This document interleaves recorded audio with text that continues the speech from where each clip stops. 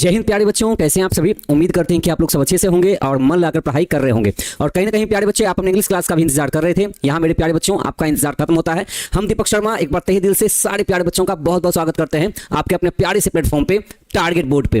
तो प्यारे बच्चे, जैसा कि आप सभी जानते हैं कि आज का जो क्लास होने वाला है बच्चे, आज की इस क्लास में हम लोग पोएट्री सेक्शन का एक लास्ट चैप्टर जिसका नाम माय ग्रैंड मदर्स हाउस है। ओके, तो बच्चे आज की इस क्लास में हम लोग my grandmother's house chapter को पढ़ेंगे, समझेंगे। और जो भी बच्चे इस चैप्टर से रिलेटेड एकदम जो वेरी वेरी इंपॉर्टेंट क्वेश्चन होंगे, सब्जेक्टिव हो चाहे ऑब्जेक्टिव हो, वो हम लोग आज के इस क्लास में कंप्लीट करेंगे। ठीक है, तो बच्चे एक प्यारा गुड मॉर्निंग आप सभी को। जल्दी से आप लोग क्लास में आ जाइए, तो हम क्लास को शुरू करते हैं।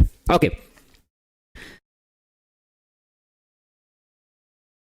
ओके, तो सारे बच्चे लगता है लगभग क्लास में आ चुके हैं, तो हम क्लास को शुरू करते हैं। अब क्लास को शुरू करते हैं, ठीक है। चलिए बच्चे, अब देखिए, हमने बच्चे पहले भी कहा था, आज एक बार फिर से आपको कह देते हैं। आज ये बच्चे आपका पोएट्री सेक्शन का लास्ट चैप्टर है, तो इसका मतलब ये हुआ कि कल के क्लास में हम लोग, कल जो क्लास होने वाला है वेडनेसडे को, हम लोग बच्चे पोएट्री सेक्शन से कल टेस्ट लेने वाले हैं आप लोगों का, ठीक है ना। मतलब पूरे पोएट्री सेक्शन से ओनली 50 क्वेश्चंस हम चुन करके निकालेंगे। और अब देखना यह है कि आपने अभी तक के क्लास में कितना माइंड को फोकस रख करके क्लास किया था। ये बच्चे हमको कल के क्लास में पता चलने वाला है। ओके, तो बच्चे उम्मीद करते हैं कि आप लोग मेरी बात को समझ रहे होंगे। अगर समझ गए हैं तो भाई आप लोग चैप्टर को बढ़िया तरीके से रिवाइज करके आइएगा, सारे ऑब्जेक्टिव को फोकस करके आइएगा, ठीक है। बिल्कुल बच्चे, क्रैश कोर्स का पीडीएफ आज आपका लगता है कि अपलोड होने वाला है, क्योंकि सारे जो भी एरर्स थे हमने अपने हिसाब से सारे एरर्स तो हमने चेक कर लिए, कहीं पर से कोई गलती तो नहीं है, ठीक है। जो भी बच्चे हमने दिया है वहां पर सारे ऑब्जेक्टिव का टिक आउट लगा करके आंसर को देख लिया है, ठीक है। अब हमने बच्चे अपना पूरा 100% लगा दिया उसको चेक करने में, ठीक है। बाकी बच्चे अगर आपको लगे कि हाँ कि सर यहाँ पर लगता है कि ये आंसर डाउट है, तो बच्चे आप डाउट काउंटर में उसको आप लिख करके भेज दीजिएगा, ठीक है, अगर आपको नहीं समझ में आए तो। ओके, तो बच्चे यहाँ देखिए, चैप्टर के राइटर कौन है भाई? कमला दास, है ना। My grandmother's house chapter के कंपोजर कौन है? कमला दास हैं। अगर क्वेश्चन करें कि my grandmother's house has been composed by which of this writers, तो चार नाम में से बच्चे एक नाम कमला दास लिखा ही रहेगा, ठीक है। अब इसे हम लोग को भाई बढ़िया तरीके से ट्रिक से याद कर लेते हैं। जो बच्चे नहीं देख पाए उस क्लास को, बच्चे वो क्लास को जरूर देखें, यूट्यूब पर वो अपलोडेड है, प्लेलिस्ट में देखिएगा। राइटर और जितने भी चैप्टर्स हैं हमने सबका ट्रिक वाइज, है ना, समझा दिया था, याद करवा दिया था। एक बार फिर से देख लेते हैं। माय ग्रैंड मदर्स हाउस मतलब मेरी दादी माँ के घर में, है ना, दादी माँ के घर में, है ना, मेरी दादी माँ के घर में, मेरी दादी के घर में, है ना, कमला नाम की दासी थी, कमला नाम की दासी थी। ऐसे हमको याद हो गया कि मेरी दादी माँ के घर में कमला नाम की दासी थी, ठीक है। ऐसे हमको ये याद हो गया है। बाकी बच्चे इनका बॉर्न, इनका डेथ यहां पर लिखा गया है, देखिए 1934 में इनका जन्म हुआ और 2009 में इनकी डेथ हुई है, ठीक है। चलिए भाई आगे बढ़ते हैं, यहां से ज्यादा इंफॉर्मेशन कुछ नहीं है, बस चैप्टर का नाम और राइटर का नाम। बाकी बच्चे पर्सनल डिटेल में हमको ये जानकारी लेना जरूरी है कि शी वॉज अ पोएट, ये जो कमला दास हैं एक कवित्री रह चुकी है, एंड शॉर्ट स्टोरी राइटर, और ये छोटी छोटी कहानियां भी लिखा करती थी, मतलब ये लघु कहानियां भी लिखा करती हैं। ऑफ बोथ लैंग्वेज मतलब दोनों भाषा में, और दोनों भाषा का बच्चे यहां पर ना कि नाम दे दिया गया, एक तो इंग्लिश में हम लोग खुद ही इसको पढ़ रहे हैं, ठीक है, दूसरा मलयालम, दूसरी भाषा कौन है बच्चे? मलयालम, ठीक है ना, जो केरल में बोली जाती है भाषा। इसका मतलब ये केरला से बिलोंग करती हैं ये, है ना, भारत में ये केरल जगह से ये बिलोंग करती हैं। तो इनका मलयालम भाषा और इंग्लिश लैंग्वेज दोनों पर अच्छा पकड़ है, ठीक है, दोनों भाषा पर। इन 1984 बच्चे इस डेट को याद रख लीजिएगा, ठीक है।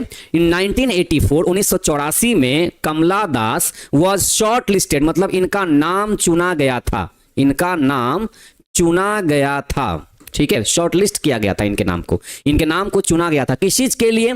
किस चीज के लिए? किस चीज के लिए? तो द नोबेल प्राइज, है ना बच्चे, listed for the Nobel prize, बच्चे याद रखिएगा।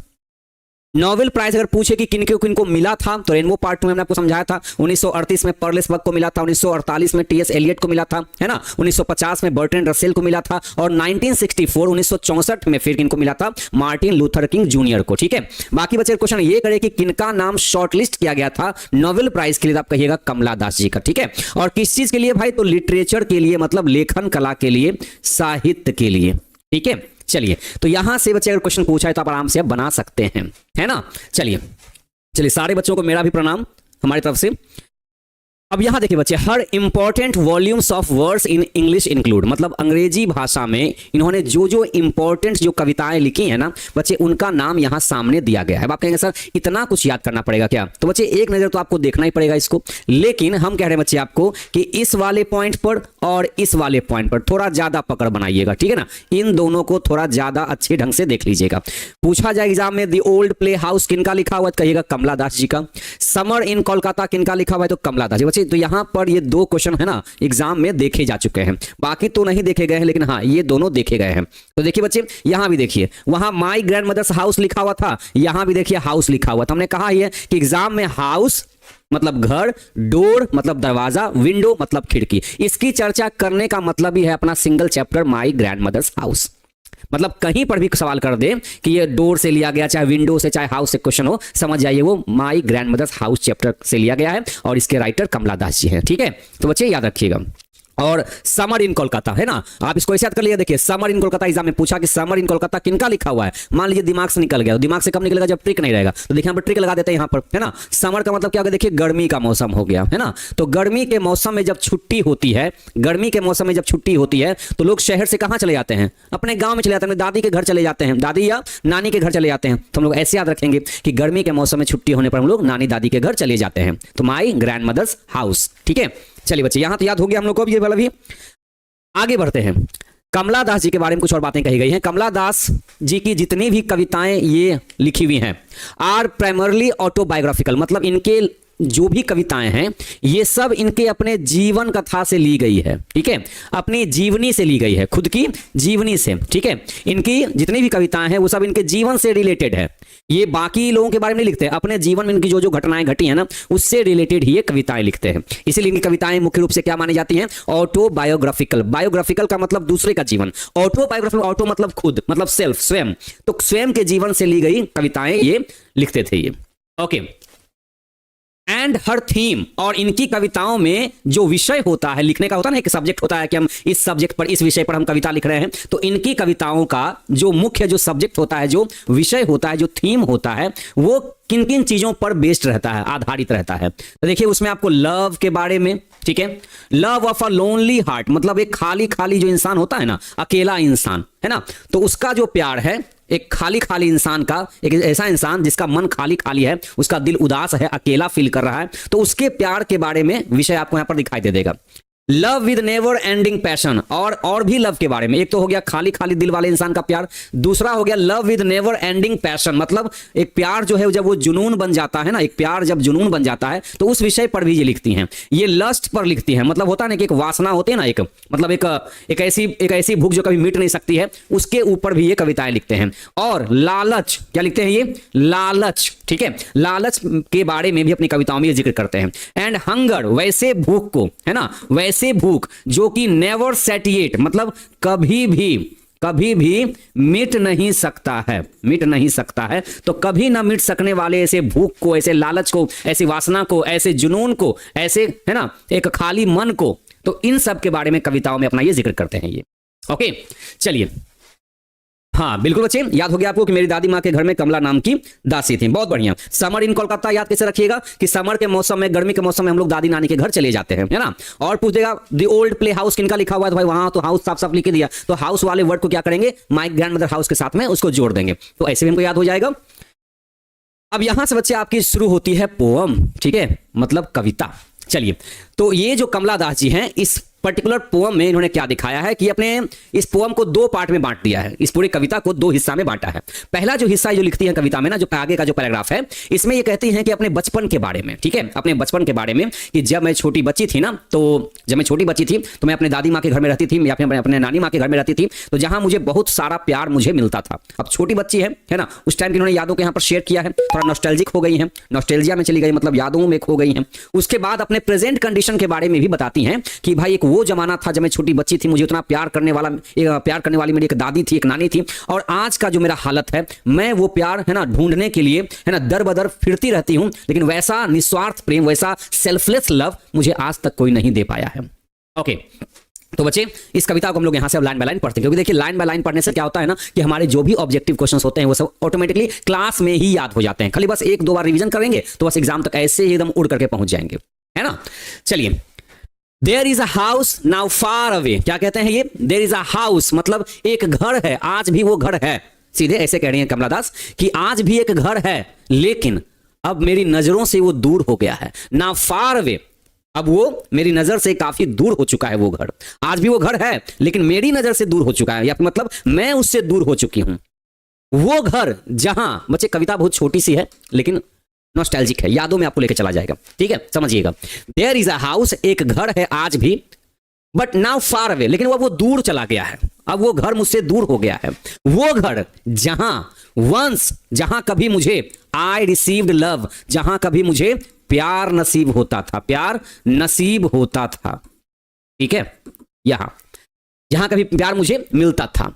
लेकिन अब वो उस घर में मुझे इतना प्यार क्यों मिलता था, क्योंकि उस घर में एक औरत रहा करती थी, एक लेडी रहा करती थी जो मेरी दादी चाहे नानी माँ थी, ठीक है। दैट वुमन डाइड, लेकिन अब है ना, अब क्या है मसला कि वो जो लेडी थी, वो जो औरत थी, अब वो दुनिया में नहीं रही, अब वो दुनिया में नहीं रही, इस दुनिया से वो जा चुकी है वो लेडी। That woman died.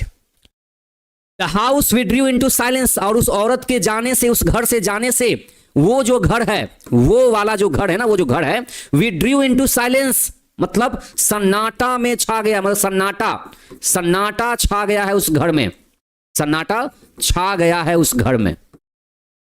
वो घर जो आज भी कहीं है, मतलब ठीक है, लेकिन मेरी नजर से दूर हो चुकी है वो घर, और वही घर जहां पर एक औरत रहती थी, लेकिन अब वो औरत उस घर में नहीं रहती है, जिस घर में मुझे बहुत सारा प्यार मिलता था उस औरत के द्वारा, लेकिन जो कि अब उस दुनिया में नहीं है। तो अब वो जो घर है ना, वो सन्नाटा छाया है उसमें, उस घर में कोई नहीं रहता है। Okay, snakes moved among books, I was then too young to read, मतलब कहते हैं कि जब मैं छोटी बच्ची थी, I was then too young, एकदम छोटी थी, I was then too young, हद से ज्यादा मैं छोटी बच्ची थी एक। तो जब मेरी दादी माँ उन किताबों को मुझे पढ़ने दिया करती थी, ठीक है, तो मैं उन किताबों को नहीं पढ़ पाती थी, और एक कतार में जो किताब ऐसे करके लगे होते थे ना, ऐसा लगता था, मैं उन किताबों को देख करके डर जाती थी, ऐसा लगता था कि वो किताब के बीच में सांप घूम रहे हों। वो किताब, इस कतार में ढेर सारी किताबें रखे रहते थे वहां पर, मुझे उस किताबों को देख करके डर लगता था, ऐसा लगता था कि मानो कि उन किताबों के बीच में सांप घूमते हों, ऐसा लगता था। और मैं बहुत ज्यादा छोटी थी तो मैं उसको पढ़ नहीं पाती थी। I was then too young to read. बच्चे, जब जब ये टू और टू का कॉम्बिनेशन हो, समझ जाइए वहां कुछ खराबी दिखाने वाला होता है। ये ग्रामर का अपना पार्ट है, हमने आपको क्लास में समझाया था, एक बार टू का यूज समझाया था। I was then too young to read, मैं उस टाइम बहुत छोटी बच्ची थी, मैं पढ़ नहीं पाती थी उस किताबों को, मुझे उन किताबों से डर लगता था, ऐसा लगता था मानो कि वो किताब नहीं, किताब के बीच में सांप घूम रहे हैं, ऐसा लगता था। एंड, और my blood turn cold like the moon, और जब वो मेरी दादी माँ मुझे किताब को पढ़ने जब कहती थी ना, तो मेरा जो बदन था ना, वो ठंडा पड़ जाता था, वो ठंडा पड़ जाता था। My blood turn cold like the moon, मानो कि एक है ना, मेरे खून में शांति आ गई हो, मेरा खून जम गया हो, उसके ठंडापन से, जितना ठंडा चांद होता है ना, उतना ही ठंडा मेरा ब्लड भी हो जाता था, टर्न हो जाता था। कैसा? एकदम चांद की तरह ठंडा पड़ जाता था उन किताबों को देख करके ही। ओके, ग्रामर का क्लास बच्चे होगा, हम तो ये क्लास में रोज बोल रहे हैं, आप लोग रोज सेम ही कमेंट करते हैं सर ग्रामर क्लास कब होगा, ये बताइए। पोइट्री कंप्लीट होने के बाद हमने कहा सबसे पहले टेस्ट होगा, टेस्ट होने के बाद फिर आपका प्रो सेक्शन स्टार्ट होगा, और जैसे ही प्रो सेक्शन कंप्लीट होगा उसके बाद हम पहले ग्रामर को ही शुरू करेंगे। ओके, चलिए बच्चे, आपको टेंशन नहीं लेना है भाई, इतना टेंशन आप क्यों ले रहे हैं, हम है ना अभी। चलिए आगे देखते हैं, कह रहे हैं how often I think of going, ये तो बता दिया अपने बचपन के बारे में, पहले पैराग्राफ में उन्होंने क्या बताया, अपने बचपन के बारे में, कि ऐसा सा मेरे साथ होता था। मैं छोटी बच्ची थी, मैं किताबों को नहीं पढ़ पाती थी, मुझे जब भी मुझे कहा जाता था किताब को पढ़ने के लिए, तो मेरा जो बदन है वो जम जाता था, वो ठंडा पड़ जाता था वो। How often I think of going, मतलब ये कह रहे हैं बड़े होने के बाद, अब जब ये बड़ी हो चुकी है तो बड़े होने के बाद कह रही हैं, बड़े होने के बाद ये कह रहे हैं कि हाउ ऑफन, न जाने कितनी बार, हाउ ऑफन, न जाने कितनी बार, न जाने कितनी बार, आई थिंक ऑफ गोइंग, मेरे मन में ख्याल आया वहां जाने को, उस घर में जिस घर में मेरी दादी नानी माँ रहा करती थी। How often I think of going, न जाने कितनी बार मेरा मन किया वहां जाने का, कहां, देयर, वहां। To peer through blind eyes of Windows, मतलब उसी जगह पर बैठने का, मेरा कितना बार मन किया उस घर में जाने का, और जहां पर वो खिड़की रहती थी, जहां मैं बैठा करती थी, उस हवाओं को महसूस करने के लिए मेरा मन किया मैं उस घर में दोबारा जाऊं, उसी खिड़की के पास बैठ करके जो ठंडी ठंडी जो हवा सामने से आती थी खिड़की से, उस हवा को मैं महसूस करना चाहिए, न जाने कितनी बार। लेकिन अभी का जो मेरा समय है, मैं अपनी अस्त व्यस्त हो चुकी है अपने लाइफ में, अपने परिवार के बीच, अपने बच्चों के बीच, है ना। तो कह रही है, जाने कितनी बार मेरा मन किया जाने का, to peer through blind eyes of Windows, कि अपनी आंखें बंद करके उस, है ना, खिड़की के सामने बैठूं, उस हवा को महसूस करूं जैसे मैं बचपन में किया करती थी, और just listen to the frozen air, और बैठ करके सिर्फ वो ठंडी ठंडी हवाएं, वो जो ठंडी ठंडी हवाएं जो बहती थी बचपन में जब मैं खिड़की पे बैठती थी, तो उसी ठंडी ठंडी हवाओं में, ठंडी ठंडी हवाओं में मैं फिर से उन हवाओं को बैठ करके सुनूं। उन हवाओं में कितनी शांति थी जब वो बहती थी। तो ओके, लेकिन आज का जो मेरा जीवन है उसमें पूरा शोर शराबा हल्ला गुल्ला हो चुका है। तो न जाने कितनी बार मेरा मन किया कि मैं उस दादी माँ के घर में जाऊं और वहां पर, ठीक है, उस खिड़की के सामने बैठूं, या फिर खिड़की के सामने बैठ करके उस ठंडी ठंडी हवाओं का आनंद लूं, चाहे उनकी आवाज को सुनूं। ओके, और in wild despair pick an armful of darkness to bring it here to lie. कहते हैं अगर मैं वहां जाऊं, एक बार फिर से अगर मेरा मन करे मैं वहां जाऊं, कभी ऐसा मुझे टाइम मिले तो, और जा करके अगर मैं उस हवाओं को महसूस ना कर पाऊं, तो कम से कम निराशा में, और इन वाइल्ड डिस्पेयर, और इस घनघोर निराशा में, क्योंकि दादी माँ वहां है नहीं तो मुझे वैसा प्यार करने वाला वहां मुझे मिलेगा नहीं, तो कम से कम उस घनघोर निराशा में, उस घनघोर निराशा में कम से कम उस घर के जो उस घर का जो अंधेरा है, कम से कम उसी को बाह में सिमेट करके अपने यहां लेके चलाऊं। ये बात करी कमला दास जब ये अपने गृहस्थ जीवन में प्रवेश कर चुकी हैं, मतलब अपने शादीशुदा लाइफ को ये जी रही हैं ये। ओके, ये उस टाइम उन्होंने बात किया जब ये छोटी बच्ची थी, तो इनका मन है एक बार मैं फिर से वहां जाऊं, उसी खिड़की के सामने बैठूं, उन ठंडी ठंडी हवाओं को सुनूं, महसूस करूं, और अगर मुझे अब वो दादी माँ का प्यार नहीं मिल पाएगा, मुझे पता है मेरी दादी माँ लौट के वापस नहीं आएंगी, लेकिन कम से कम मैं इतना तो कर सकती हूं ना कि मैं कम से कम इस घनघोर निराशा में, ठीक है, कम से कम पिक उठा सकूं, समेट सकूं, क्या कर सकूं, समेट सकूं एन आर्मफुल ऑफ डार्कनेस, मतलब मेरी बाहों में जितना भी अंधेरा समा सके वो सारे अंधेरे को कम से कम उस घर से लेकर के अपने लाइफ में यहां पर चलाऊं। Okay, darkness to bring it here to lie, और उन सारे घनघोर निराशा में समेटे हुए अंधेरे को मैं यहां पर लेकर चलाऊं, जितना मुझसे हो सके उतना लेकर चलाऊं, और यहां पर लाकर के उसको बिखेर दूं। कम से कम वो प्यार नहीं, कम से कम उस घर का घनघोर अंधेरा ही कम से कम मुझे शांति दे सकता है। इसका मतलब ये हुआ कि इनके लाइफ में बहुत ज्यादा उथल पुथल हो चुका है, अपने लाइफ में ये बहुत ज्यादा बिजी हो चुके हैं, इनको टाइम नहीं मिल पाता है, और जैसा प्यार इनकी दादी माँ किया करती थी इनको, वैसा प्यार इनको अब नसीब नहीं हो रहा है। इस वजह से कह रही है कि चलो कम से कम उस घनघोर निराशा को ही मैं अपने बाहों में भर करके सीमेंट करके लेकर चलाऊं, इतना ही मेरे लिए काफी है, ये कहना चाहते हैं ये। Behind my bedrooms door like a brooding dog, जैसे कि यहां पर लाकर मैं उसको रख दूं, और उसको मैं कहां लाके रखूं, here to lie behind my bedrooms, मतलब मेरे बेडरूम के पीछे, मेरे बेडरूम के डोर के पीछे, जो मेरे बेडरूम में जो दरवाजा है उस दरवाजे के पीछे मैं इसको ला करके, उस अंधेरे को ला करके बांध दूं, ठीक है, लाइक अ ब्रूडिंग डॉग। और जब मैं चलूंगी ना, तो कैसे कोई ब्रूडिंग डॉग होता है, छोटा सा कुत्ता होता है जो पीछे पीछे चलते रहता है, मालिक के पीछे पीछे चलते रहता है, वैसे ही मेरे आगे पीछे भी वो अंधेरा चलते रहे। कम से कम दादी माँ का प्यार ही नहीं, कम से कम उस घर का अंधेरा ही मेरे साथ रहे, तो मेरे लिए इतना काफी है ना। ठीक है, तो बच्चे यहां पर इतना इन्होंने प्यार यहां पर दिखाया है अपनी दादी माँ के लिए। वो कह रही हैं उस घर का, कम से कम उस दादी माँ नहीं रही दुनिया में, तो कम से कम उस घर का अंधेरा ही मैं बांध करके ले आऊं यहां पर, और अपने बेडरूम के दरवाजे के पीछे उसको रख दूं, उसको, है ना।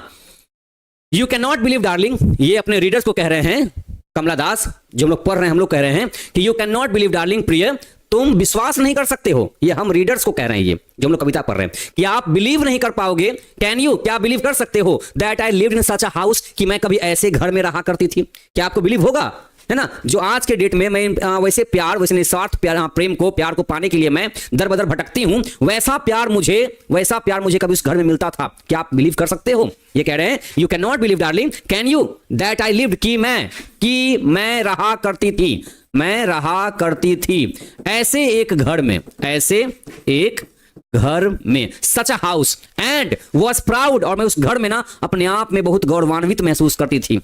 ओके, मतलब प्राउड फील करती थी, मैं ऑनर्ड फील करती, मैं सम्मानित फील करती थी, है ना, जो अभी प्रेजेंट कंडीशन मेरे साथ वैसा नहीं हो रहा है। एंड लव्ड, मुझे वहां बहुत ज्यादा प्यार मिलता था। मैं हु हैव लॉस्ट माई वे, अब मैं उस रास्ते को, है ना, खो चुकी हूं, उस घर जाने को रास्ते को मैं खो चुकी हूं। कमला दास बच्चे एक लेडी हैं, हमने आपको फोटो दिखाया था, ये एक लेडी है, ठीक है। तो आई हैव मतलब मैं जो अब रास्ते को भुला चुकी हूं, खो चुकी हूं, एंड बेग नाउ, कैसे रास्ते को भुला चुकी हूं, तो उस प्यार वाले रास्ते को, उस प्राउड फील वाले रास्ते को मैं अब खो चुकी हूं, क्योंकि वो दादी माँ इस दुनिया में नहीं है। एंड वैसा प्यार पाने के लिए, वैसा प्राउड पाने के लिए, सम्मान पाने के लिए मैं दर बदर भटकती हूं, बेग करती हूं, क्षमा, ये मतलब क्या करती हूं, मैं भीख मांगती हूं लोगों से। एंड बेग नाउ, मैं भीख मांगती हूं, किनसे, एट अ स्ट्रेंजर्स डोर्स, मतलब अजनबियों के दरवाजे खटखटाती हूं, अजनबी के दरवाजे खटखटाती हूं वैसा प्यार पाने के लिए। इसका मतलब वैसा प्यार इनको अपने घर में नहीं मिल पा रहा है। Okay, doors to receive love, वैसा प्यार पाने के लिए, वैसा प्यार पाने के लिए मैं अजनबी के दरवाजे पर जा करके, है ना, क्या करती हूं, भीख मांगती हूं। At least in small change, भले ही कम से कम एटलीस्ट कम से कम कुछ पैसे दे करके ही मिलता है, लेकिन मिल जाता है, कुछ पैसे दे करके ही। यहां बच्चे चेंज का मतलब कह सकते हैं कम से कम कुछ चेंज दे करके, कुछ पैसे दे करके, है ना, मुझे ये प्यार मिल जाता है। लेकिन वैसा प्यार जो मुझे वहां निस्वार्थ मिलता था, उसके बदले मुझे कोई पैसे नहीं देने पड़ते थे, है ना। और यहां पर क्या होता है भाई कि परिवार में आप जितना खर्च करते हैं, आप पैसा ज्यादा लुटाते हैं, तो लोग आपके पास ज्यादा सड़ते हुए नजर आते हैं। तो वही बात यहां पर ये शायद ऐसा कहना चाह रही है कि मुझे वैसा प्यार पाने के लिए, निस्वार्थ प्रेम के लिए, इसमें कोई स्वार्थ नहीं है। तो यहां पर वैसी बात नहीं है। इनकी अपनी जो लाइफ अब हो चुकी है ना, पूरी अस्त व्यस्त हो चुकी है, उथल पुथल हो चुका है, वैसा निस्वार्थ प्रेम इनको आपकी लाइफ में नहीं मिल पा रहा है। इसलिए ऐसा कह रही है कि वैसा जो घर है ना, मैं उस घर का रास्ता भटक चुकी हूं, खो चुकी हूं, क्योंकि मेरी दादी माँ उस घर में अब नहीं है। तो जब नहीं है तो वहां पर मैं कैसे जाऊंगी, है ना। ठीक है, तो बच्चे ये देखिए यहां पर जो जो कुछ बातें लिखी है ना, ये सब अपने दादी माँ को उन्होंने क्या किया है, क्या किया बच्चे यहां पर, हाँ बिल्कुल एकदम ट्रिब्यूट किया, मतलब श्रद्धांजलि दिया ऐसे ऐसे लाइंस को कह करके कि दादी माँ तुम्हारे ऐसा निस्वार्थ प्रेम, एकदम सेल्फलेस लव।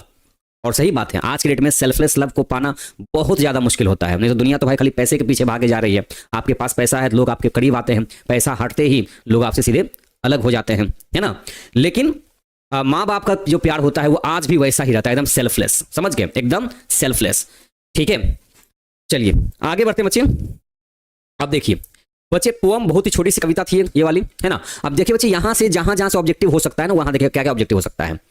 यहां देखिए, मान लिया लाइन लिख दिया, there is a house now far away, there is a house now far away. कहेगा कि ये जो लाइन है ना, यहां से यहां तक में लिखा हुआ, ये कौन से चैप्टर से लिया गया। तो आप सिंपली कहिएगा कमला दास ने इसमें हाउस का जिक्र कर दिया है। कहेगा कि माय ग्रैंडमदर हाउस में किसकी चर्चा की गई है, तो आप कहिएगा एक वुमन की चर्चा की गई, एक लेडी की चर्चा की गई है ना।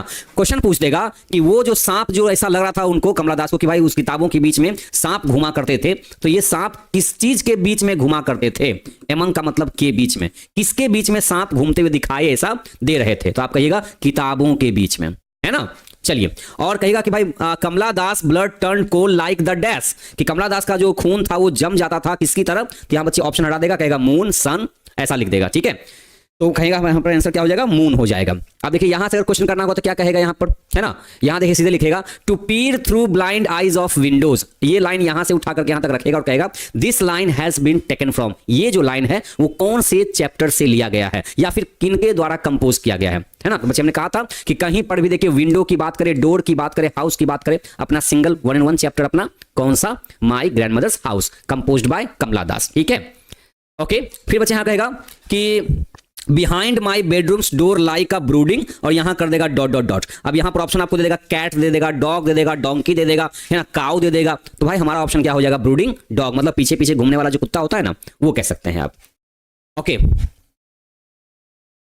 और बच्चे अगर यहां से पूछना अगर क्वेश्चन होगा, है ना, कि यहां देखिए कि that I lived in a such a dash, Kamala Das lived in a such a dash. अब यहां फिर द ब्लैंक्स कर देगा, तो हाउस लिखिएगा, है ना। यहां पूछा है कि who has lost her way, who has lost her way, कौन है जो अपना रास्ता भटक चुकी है, तो आप कहिएगा कमला दास भटक चुकी है ना।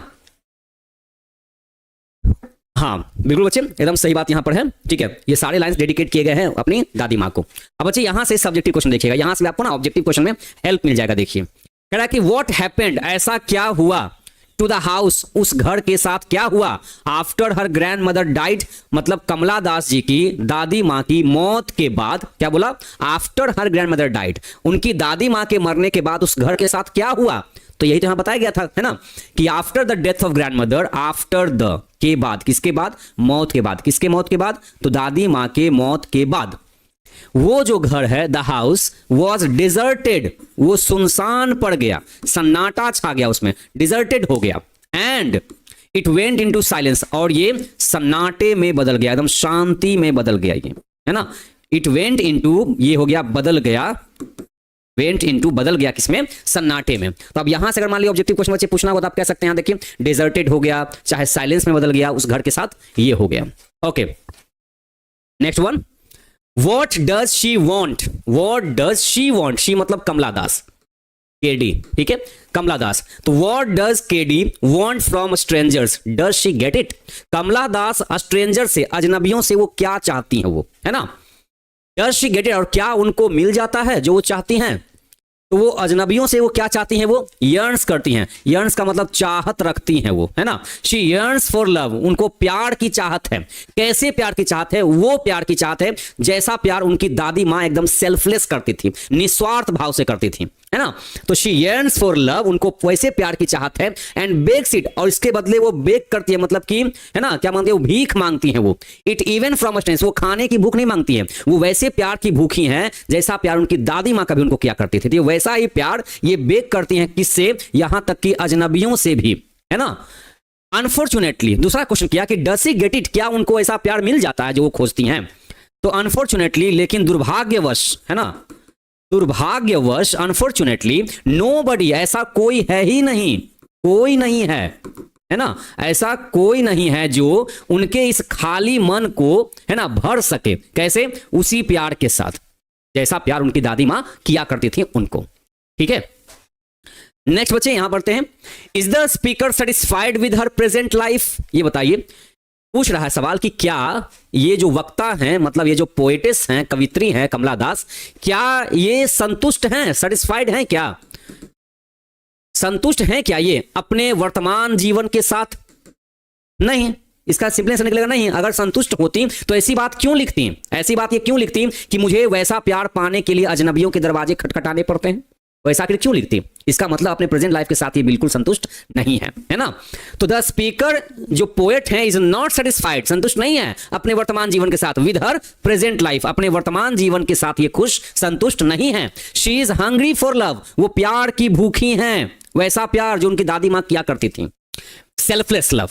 Nobody is able to feel her, nobody, ऐसा कोई नहीं है, ऐसा कोई सक्षम नहीं है कि जो उनको वैसा प्यार दे सके। कैसा प्यार? सेल्फलेस, मतलब निस्वार्थ। क्या है? निस्वार्थ एकदम प्यार है वो,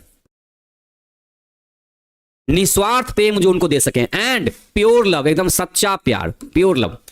the world is filled with corruption, क्योंकि ये जो दुनिया है ये तो भ्रष्ट लोगों से भरा हुआ है, धोखा देने वालों से भरा हुआ है ना। And pollution of every sort, और हर जगह पे गंदगी भरी हुई है। मतलब बच्चे, पोल्यूशन बोलने का मतलब वो प्रदूषण नहीं, यहां पोल्यूशन मतलब बोलने का मन की गंदगी, समझ गए। एक पोल्यूशन होता है जो भाई दुनिया वातावरण में फैला होता है, एक पोल्यूशन अपने मन में होता है, जो इंसान में खाली गंदा सोच भरा रहता है, ठीक है। तो दुनिया इन सब चीजों से भरी पड़ी है, तो वैसा प्यार पाने के लिए इनको ना अजनबियों के दरवाजे खटखटाने पड़ते हैं, लेकिन मिल नहीं पाता है। Who showered love and affection on the poetess? कवित्री पर वैसा स्नेह और वैसा प्यार कौन बरसाती थी? कौन है जो बरसाती थी, शावर करती थी, झरना बहा देती थी प्यार का और स्नेह का? तो it was her grand mother, कोई नहीं बल्कि it was her grand mother, उनकी दादी माँ ही थी जो केवल हु शावर्ड, जो एकदम बरसात कर देती थी प्यार का और स्नेह का। किस पर? ऑन द पोएटेस, कवित्री पर। When she was a child, जब वो छोटी बच्ची थी। तो कवित्री जब एक छोटी बच्ची थी तो उनके ऊपर अपना स्नेह, अपना प्यार सब लुटाती थी, बरसाती थी। कौन? उनकी अपनी दादी माँ। ओके, चलिए, पहले से इंग्लिश पढ़ते थे तो डर लगता था, अब नहीं लगता है। बहुत अच्छी बात है, होना भी ऐसा चाहिए कि जो चीजें पहले डर के फॉर्म में था अब वो, है ना, रिजल्ट के फॉर्म में है। ये तो अच्छी बात है। What has been called horrible and repulsive like snakes, है ना। इसमें किनको यहां पर ऐसी क्या चीजें थी जिनको एकदम हॉरिबल मतलब डरावना, है ना, रिपल्सिव लाइक स्नेक कहा गया है इनको यहां पर? तो a large number of books, मतलब ढेर सारी मात्रा में जो किताबें रखी रहती थी ना, तो राइटर को वो डरावना लगती थी, वो एकदम सांप की तरह डरावना लगती थी वो। That she found in her grandmother's house, अपने दादी माँ के घर में एकदम ढेर सारी संख्या में जो किताबें रखी रहती थी ना, have been called horrible and repulsive like snakes, मतलब ये वही चीजें हैं, ठीक है, ये वही चीजें हैं, मतलब वो किताबें ही थी जिनको देख करके इनको लगता था कि बहुत डरावना तरह का ये सांप की तरह किताब को सजाया हुआ है वो। ओके, तो बच्चे ये रहा आपका यहां से very very important subjective question. अब बात करते हैं बच्चे अपने हम ऑब्जेक्टिव टाइप क्वेश्चंस की। तो यहां आप लोग बताएंगे कि अभी तक आपने माइंड को कितना कंसंट्रेट करके रखा था क्लास में। ईश्वर कैसे छोड़ें? हाँ, ईश्वर किसको छोड़ें, ईश्वर को कैसे छोड़ें? तो ईश्वर को छोड़ने की क्या जरूरत है भाई, ईश्वर को पकड़ के रखिए ना, सब तो भाई ईश्वर के पास ही तो रहते हैं सबके सब।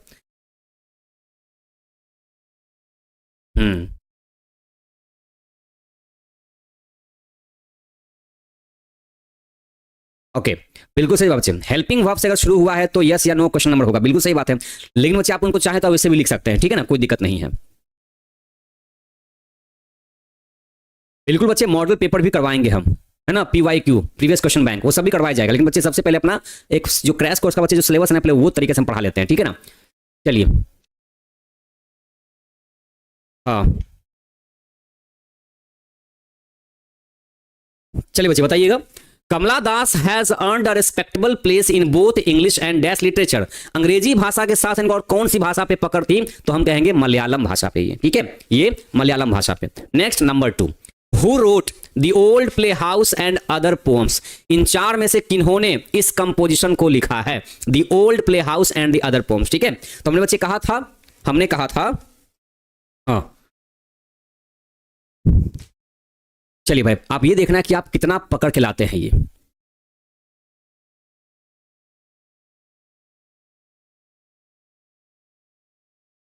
चलिए बच्चे बताइएगा, बिल्कुल सही बताइए। कहीं पर भी देखिए घर की चर्चा हो, हाउस की चर्चा हो, विंडो की चर्चा हो, है ना, या फिर कहीं पर डोर की चर्चा, भाई समझ जाना है कि ये अपने कमला दास जी का लिखा गया चैप्टर जिसका नाम माई ग्रैंड मदर्स हाउस है, तो वहीं से लिया गया है ये, है ना। तो 2 का ऑप्शन नंबर हो गया नंबर डी सही। Next number 3, snakes were seen among. सांप, है ना, ढेर सारे सांप देखे गए थे, वर सीन पैसिव स्टाइल, देखे गए थे किसके बीच में, किसके बीच में देखे गए थे, कौन से चैप्टर में, my grandmother's house chapter में जो सांप की चर्चा हुई है वो किन के बीच देखे गए थे। ओके,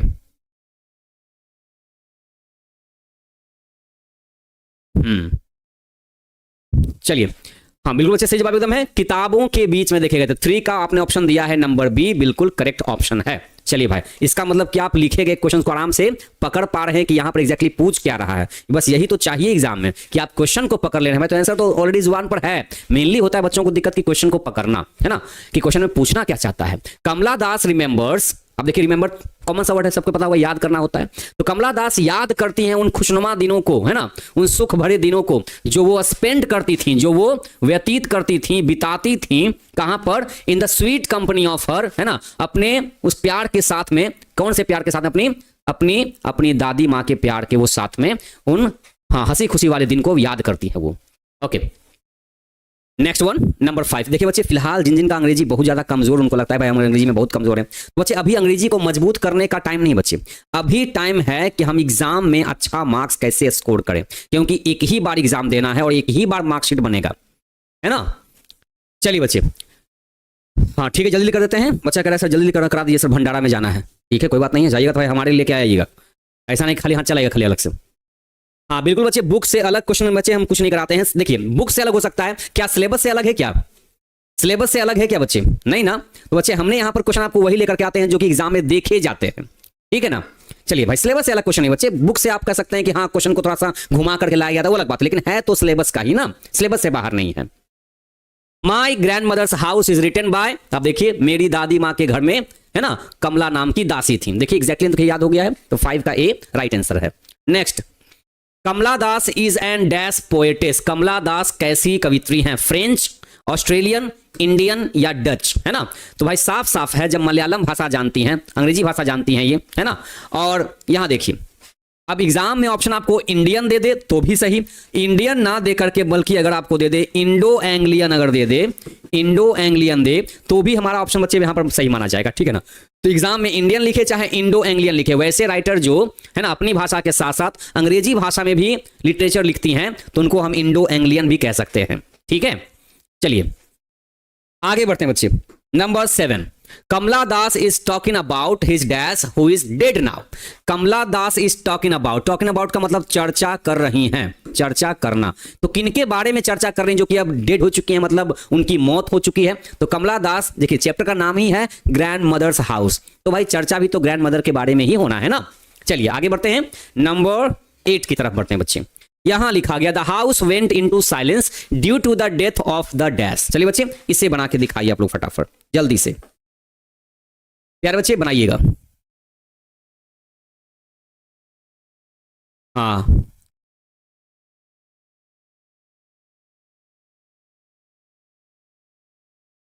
चलिए बच्चे, बताइएगा। The house went into silence, वो जो घर है ना वो तब्दील हो गया, बदल गया किसमें, सन्नाटे में।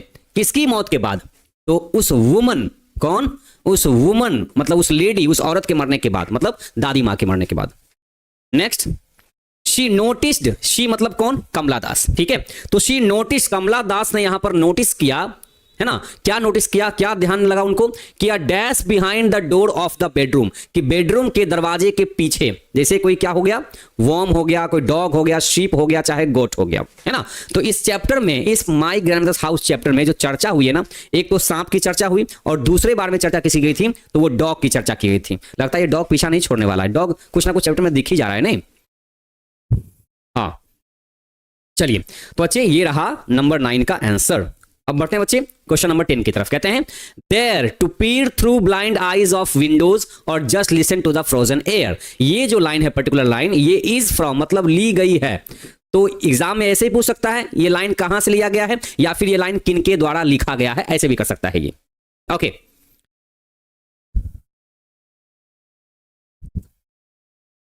ओके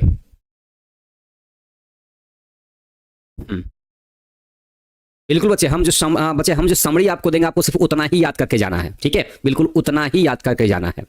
और बच्चे ये क्लास 12 के राइटर के नाम का, राइटर का जो होता है DOB और DOD, डेट ऑफ बर्थ मतलब जन्मदिन और मृत्यु का दिन, उसको बच्चे ज्यादा फोकस करके मत रखिए, हम आपको पर्सनली रिकमेंड कर रहे हैं, उसको ज्यादा फोकस मत कीजिए, ठीक है, क्योंकि एग्जाम में बच्चे DOB और DOD का क्वेश्चन ज्यादा नहीं पूछा जाता है। अगर पूछ दिया, अगर एक पूछ देता तो एक के चलते उतना टाइम क्यों वेस्ट करें, है ना। ठीक है, चलिए भाई, ग्रामर का भी ट्रिक बताएंगे, बिल्कुल हम सही बात कह रहे हैं, आप एकदम ग्रामर का भी ट्रिक बताएंगे आपको। हालांकि भाई तो पूरे क्लास में बता चुके हैं, लेकिन फिर भी जो बच्चे नए नए जुड़े हुए हैं उनको नहीं पता होगा कि ग्रामर के भी ट्रिक होते हैं, तो आपको ग्रामर का भी ट्रिक बता दिया जाएगा। ओके बच्चे यहाँ देखिए, तो ये लाइन अगर पूछा है तो कहां से, देखिए दरवाजा कहाँ होता है, देखिए खिड़की कहाँ होता है, खिड़की कहाँ होता है भाई, खिड़की कहाँ होगा, तो खिड़की तो हाउस में होगा, खिड़की कहाँ होगा, हाउस में होगा। देखिए सिंपल सा आंसर लगा दिया हम लोग, है ना। तो पूरा लाइन कौन बैठ के याद करेगा भाई, किताब का लाइन है, ठीक है, हमसे पूछा गया कहां से लिया गया, हमने ट्रिक लगा दिया कि भाई दरवाजा खिड़की कहाँ रहेगा, घड़ी में रहेगा, तो बस हाउस वाले वर्ड पे टिक आउट कर लिया, हो गया आंसर, है ना। चलिए तो बच्चे यहाँ देखिए, यहाँ पर आपका बच्चे चैप्टर यहाँ कंप्लीट होता है आज का पोएट्री सेक्शन। और कल के बारे में हम साफ साफ आपको हम बता देना चाहते हैं कि जो कल का क्लास होने वाला है, कल का जो बच्चे क्लास होने वाला है, सुन लीजिए कल का क्लास, कल का क्लास जो होने वाला है उसमें टेस्ट होने वाला है। टेस्ट में क्या क्या रहेगा, तो ऑल पोअम्स मतलब 1 to 10, 1 से लेकर के 10 तक का total number of question, total number of question कितने रहेंगे, 50 रहेंगे। कितने, 50 रहने वाले हैं, एकदम चुन चुन करके 50 क्वेश्चंस रहेंगे। और देखते हैं कि अभी तक आप लोगों ने कितना चैप्टर को बढ़िया तरीके से समझा नहीं समझा है, ठीक है। चलिए बच्चे, आपको जो पढ़ाया जा रहा है ना बच्चे, इसका जो आपको बनाया भेजा जो आपको जाता है पैनल PDF, उतना तो पढ़ने के लिए इनफ है, वो पढ़ने के लिए इनफ है वो, ठीक है। हाँ चलिए भाई, तो कितने बच्चे कहते हैं भाई हम टेस्ट के लिए भाई रेडी हैं, और कितने बच्चे कहते हैं सर कि हम रेडी नहीं हो पाए हैं। ओके, क्योंकि बच्चे कल ही टेस्ट है, हाँ बीच में बच्चे गैपिंग नहीं रहेगा बिना, जैसे ही पोएट्री सेक्शन कंप्लीट तो कल आपका टेस्ट, फिर वैसे आपका परसों के दिन से फिर आपका प्रो सेक्शन स्टार्ट हो जाएगा, इंडियन सिविलाइजेशन एंड कल्चर वाला चैप्टर से। फिर जैसे वो 10-11 चैप्टर कंप्लीट होगा फिर तुरंत अगले दिन उसका टेस्ट होगा। तो बच्चे अभी हम आपको कहना है रेगुलर क्लास में बने रहिए, क्योंकि अभी तो दिखाना है वो सब कुछ करके ना कि यस सर हम क्लास रोज आते हैं और हम रोज क्लास में माइंड को फोकस्ड करके कंसंट्रेट करके बैठते हैं, तो हमसे सर एक भी क्वेश्चन नहीं छूटने वाला है। ओके चलिए बच्चे, वो क्लास में सबसे पहले होगा, वो बच्चे आपका पहले क्लास में हम टेस्ट लेंगे, ठीक है, क्योंकि टेस्ट सीरीज में है तो क्वेश्चन तो जाता ही रहेगा वो, लेकिन बच्चे सबसे पहले हम क्लास में अपना टेस्ट लेंगे हम। ओके तो बच्चे, आज आपका पोएट्री सेक्शन कंप्लीट होता है, तो आज आपको हम बता देते हैं कि पूरे 10 चैप्टर में से आपको कौन सा समरी, है ना बच्चे, समरी आपको कौन कौन सा याद करके चलना है। तो भाई याद रखिएगा बच्चे, याद रखिएगा कि समरी में आपको एक स्नेक पर ध्यान देना है और दूसरा आपको द सोल्जर पर ध्यान देना है, ठीक है। 2 में से एग्जाम में एक तो यहां पर आ ही जाता है, 2 में से एक एग्जाम में यहां पर आ जाता है, ठीक है। तो बच्चे 2 समरी पर आप लोग फोकस करेंगे। सर हम तो क्रैश कोर्स में नए नए जुड़े हैं सर, हमको समरी कहां से याद होगा, तो बच्चे समरी याद आपको ऐसे हो जाएगा, जैसे आप बच्चे आज आपका क्रैश कोर्स का क्लास 12 का इंग्लिश का जैसे PDF जाएगा, उसमें जाइएगा सब्जेक्टिव वाले पार्ट में, वहां पर आपको स्नेक और सोल्जर ये दोनों समरी वहां पर लिखा हुआ है। आपको क्या करना है, अभी से रोज कम से कम 2-2 लाइन ही याद करना है। जैसे स्नेक चैप्टर का हो गया, 2 लाइन याद कर लिया, आज 2 लाइन, कल 2 लाइन, परसों 2 लाइन, कितना 10 लाइन याद कर दिए, इनफ है। बाकी आपको हम क्लास में तरीका बताएंगे लिखना कैसे है, आप खाली याद कर लीजिए, ठीक है। चलिए बिल्कुल बच्चे, हम क्रैश कोर्स में जो पढ़ाए हैं उसी से कल ऑब्जेक्टिव टेस्ट लेंगे, उससे बाहर नहीं लेंगे हम। जो जो हमने क्लास में क्रैश कोर्स में कराया है आपको, उसी से हम आपको 50 क्वेश्चन चुन करके लाएंगे और हम सिर्फ कल क्वेश्चन पढ़ेंगे। कल हम क्वेश्चन का हिंदी नहीं करने वाले हैं बच्चे, सोच लीजिए, ठीक है। हम बस क्वेश्चन पढ़ के बताएंगे, आपको उसका आंसर लगाना है, हिंदी नहीं करेंगे कल हम, ठीक है। बिल्कुल बच्चे, बुक वाला ही तो नोट्स की हम बात कर रहे हैं, जो पीडीएफ कोर्स की हम बात कर रहे हैं, जो पीडीएफ आपका जाने वाला है, उसमें आपका समरी लिखा रहेगा, उसको आपको याद कर लेना है अपने तरीके से, जैसे आपको याद हो जाए, चाहे लिख के चाहे बार बार पढ़ करके, ठीक है। चलिए तो बच्चे, बाकी क्लास आपका टेस्ट वाला वो कल यूट्यूब पर होगा बच्चे, के एप्लीकेशन में होगा, वो तो डिपार्टमेंट तय करता है, वो हम तय नहीं करते हैं। तो जहां भी होगा आप आइएगा जरूर से, लेकिन टेस्ट देना जरूर है, देखना है कि पोएट्री में कितना आपने कंप्लीट कर लिया है, ठीक है बच्चे। चलिए, सारे बच्चे रेडी है ना कल के लिए? तो भाई सारे बच्चे का हम वेट करेंगे कल, एक भी बच्चा छूटना नहीं चाहिए कल, एक भी बच्चा छूटना नहीं चाहिए कल। देखते हैं कितने बच्चे हैं जो कल टेस्ट को हम सीधे फोड़ के रख देंगे, देखते हैं। ओके, हाँ, बाकी बच्चे मिलते हैं आपको हम कल की क्लास में बच्चे। तब तक के लिए आप हंसते रहिए, मुस्कुराते रहिए और टेंशन मत लीजिए। जो भी आपके मन में डाउट है, ग्रामर कब होगा, लेटर एप्लीकेशन कब होगा, ये कब होगा, वो कब होगा, ठीक है बच्चे, सब डर को निकाल दीजिए। अभी हमारे पास टाइम है, हम आराम से क्लास तैयार कर लेंगे आपके लिए, ठीक है। चलिए बच्चे, मिलते हैं कल के लिए, तब तक के लिए जय हिंद।